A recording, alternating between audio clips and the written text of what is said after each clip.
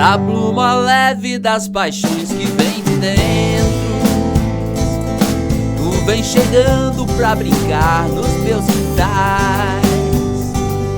O seu cavalo feito nu, cabelo ao vento, e o sol quarando nossas roupas nos varais. Tu vens, eu já escuto os teus sinais. Tu vens,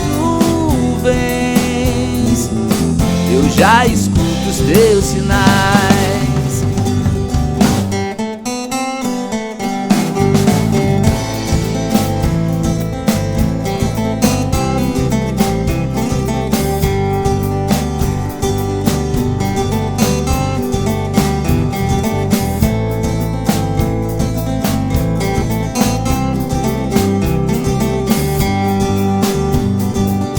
A voz de um anjo sussurrou no meu ouvido: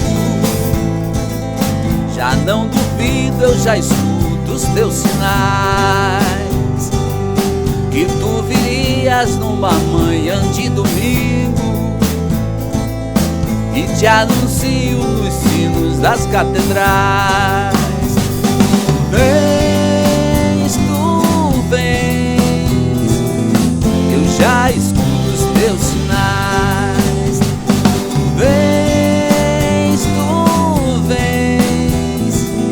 Eu já escuto os teus sinais.